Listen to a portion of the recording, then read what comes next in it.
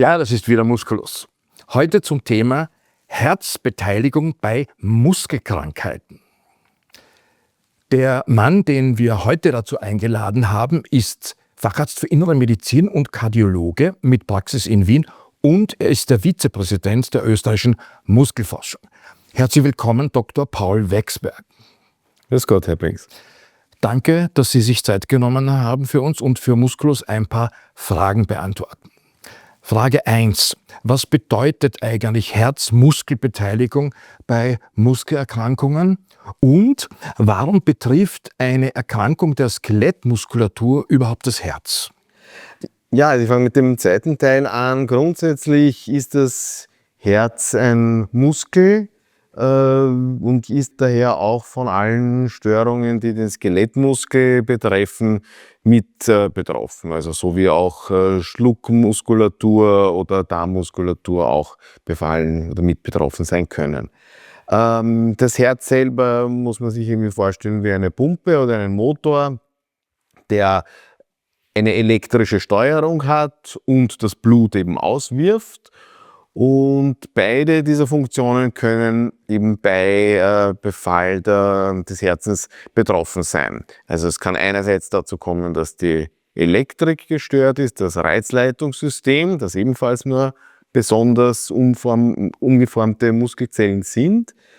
Und es kann daher zu Rhythmusstörungen kommen, die auch lebensbedrohlich sein können.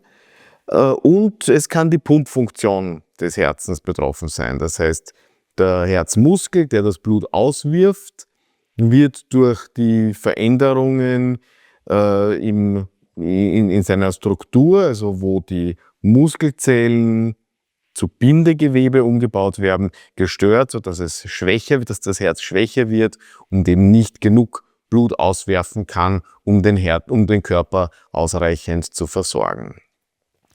Und diese beiden wesentlichen Punkte, also Elektrik und Mechanik, wenn man so will, die können eben bei verschiedenen Muskelerkrankungen in unterschiedlichem Ausmaß betroffen sein. Bei welchen Muskelerkrankungen ist das Herz besonders häufig oder besonders früh mit betroffen?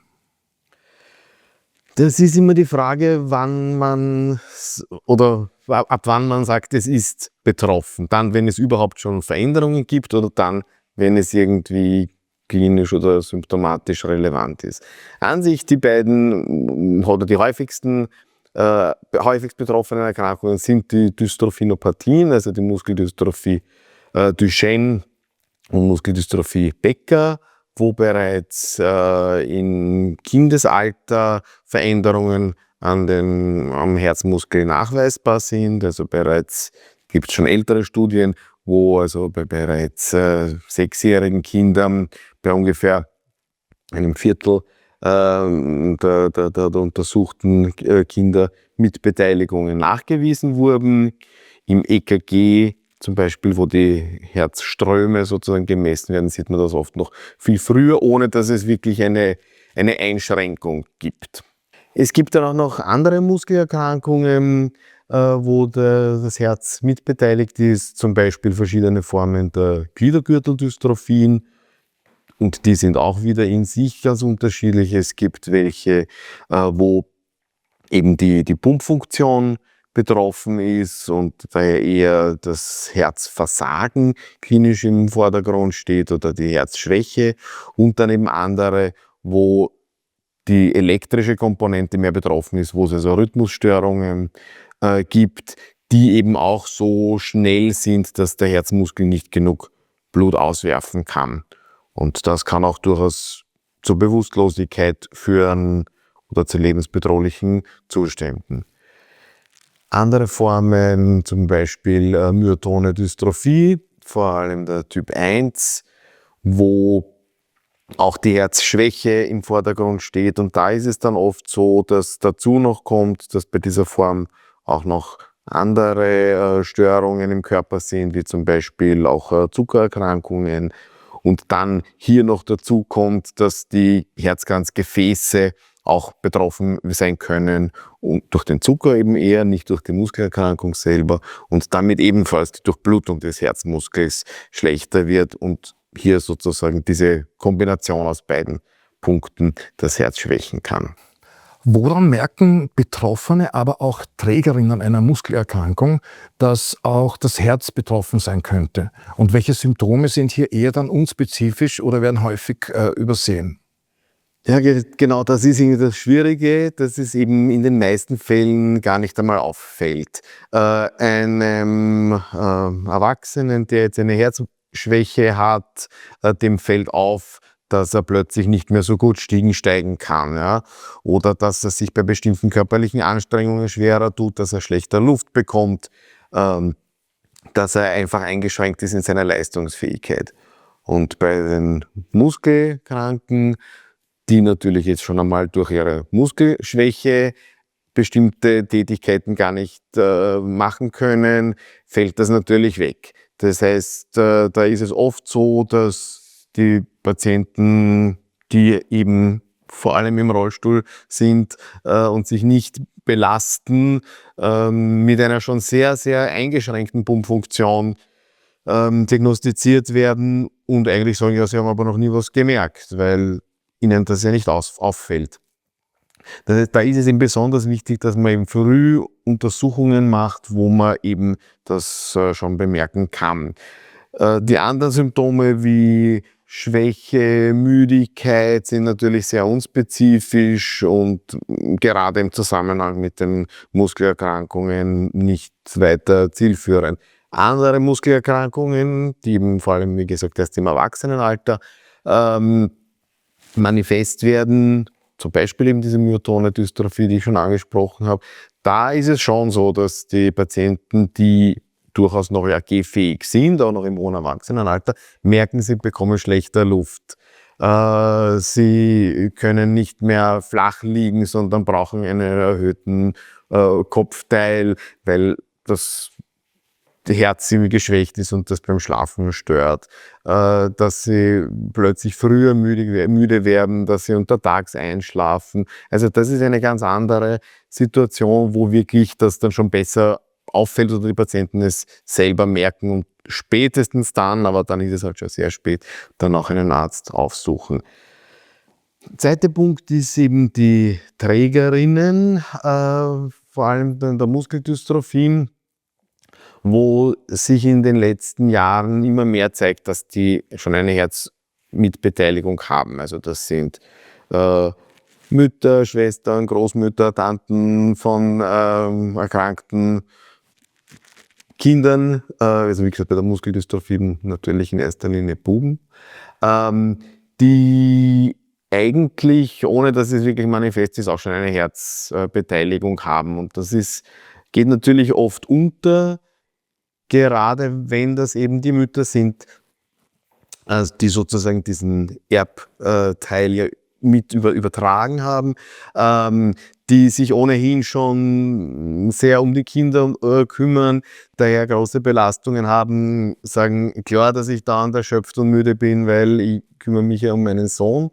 Und wo man dann mehr oder weniger zufällig erst drauf kommt oder auch erst in den letzten Jahren da vermehrt auch den Fokus drauf gelegt hat, dass es hier zu einer Herzmitbeteiligung kommen kann und dass es da genauso wichtig ist, dass die abgeklärt werden und rechtzeitig behandelt. Welche Untersuchungen sind heute entscheidend, um eine Herzmuskelbeteiligung frühzeitig zu erkennen? Also vom EKG über Bildgebung bis hin zu genetischen Tests.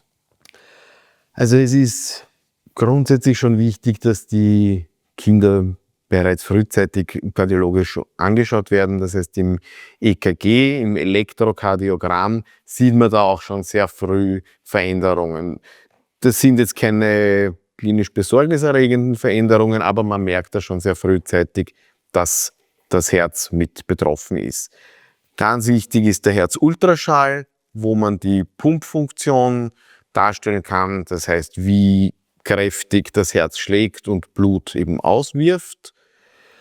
Und immer wichtiger, vor allem für die frühzeitige Diagnostik, ist die Magnetresonanzuntersuchung, die natürlich wesentlich aufwendiger ist, in den Ordinationen nicht durchgeführt werden kann, sondern in radiologischen Abteilungen von Krankenhäusern im Regelfall, wo man neben der Pumpfunktion auch noch darstellen kann, ob es eben schon Veränderungen am Herzmuskel gibt, ob es diese Umwandlungen von Herzmuskelgewebe in Bindegewebe, die ja auch in den normalen Skelettmuskeln auftreten, schon darstellen kann. Und da sieht man dann eben bestimmte Veränderungen der Herzmuskel, ist dann so weiß, oft sehr fleckig verändert, wo man eben sieht, da gibt es tatsächlich schon einen Umbauprozess, den man so gar nicht noch merkt und wo es aber auf jeden Fall dann schon notwendig ist, dass man Medikamente gibt, die das besser behandeln oder die ein Fortschreiten einer Herzbeteiligung verhindern oder zumindest verzögern. Genetische Untersuchungen, die jetzt speziell für die Herzschwäche bei Muskelerkrankungen wegweisend sind, gibt es eigentlich nicht. Umgekehrt ist es aber so, dass man oft bei Patienten, die in kardiologischer Abklärung sind wegen einer Herzschwäche unbekannter Ursache, genetische Veränderungen findet, die ähnlich sind wie Muskelerkrankungen oder wie bei Muskelerkrankungen. Welche Behandlungsmöglichkeiten gibt es aktuell, um das Herz zu schützen oder eine Verschlechterung zu bremsen? Und wie früh sollte man damit beginnen? Es gibt verschiedene Medikamente, die die Herzschwäche behandeln können. In erster Linie sind es die sogenannten ACE-Hämmer, die diese Umbauprozesse im Herzmuskel günstig beeinflussen und verzögern.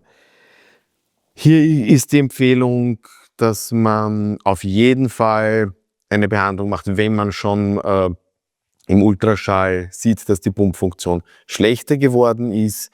Bei Patienten mit Muskeldystrophie Duchenne wird empfohlen, auf jeden Fall ab dem 10. Lebensjahr mit einer Behandlung zu beginnen, auch wenn die Pumpfunktion selber noch nicht eingeschränkt ist, weil man eben davon ausgehen muss, dass es diese Veränderungen im Herzmuskel schon gibt und man da eben frühzeitig verhindern möchte, dass das eben schlechter wird. Es gibt dann verschiedene andere Substanzgruppen und hier übernimmt man immer mehr die Therapiestandards der Herzinsuffizienztherapie, also der Therapie von Herzschwäche von Erwachsenen in das Jugendalter und auch das Kindesalter herein. Da gibt es eine andere Medikamentengruppe, die sogenannten Beta-Blocker, die vor allem ein bisschen den Puls bremsen, das Herz ein bisschen langsamer schlagen lassen und auch das Auftreten von Herzrhythmusstörungen verhindern. Wieder andere Gruppen wirken ein bisschen leicht entwässernd und entlasten so das Herz und können ebenfalls diese Umbauprozesse im Herzmuskel günstig beeinflussen.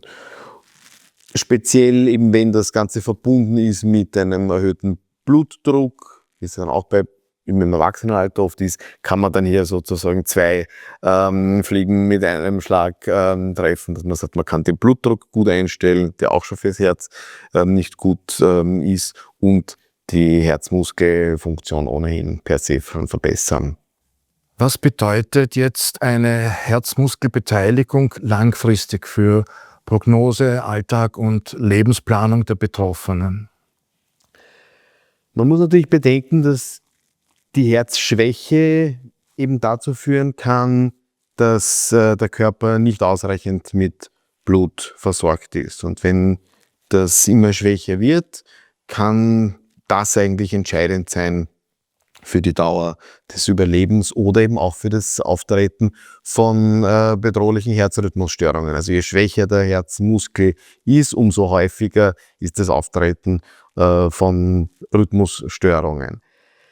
Das heißt, man muss sich zeitgerecht eben überlegen, dass man hier einerseits die medikamentöse Behandlung gut fortsetzt. Und hier ist wichtig, dass man wirklich, auch wenn man so jetzt nichts merkt an Beschwerden, dass man wirklich regelmäßig die Kontrollen macht, regelmäßig die Dosis auch anpasst oder steigert und auch plant, ob es irgendwelche anderen nicht medikamentösen Notwendigkeiten gibt. Es ist in erster Linie sind, dass je nach Symptom und je nach Krankheit zum Beispiel Schrittmacher, die eben bei Erkrankungen, wo das Risiko besteht, dass das Herz zu langsam schlägt, diesen Rhythmus aufhalten. Das ist ein kleines Metallkästchen, das mittlerweile schon sehr dünn ist, unter die Haut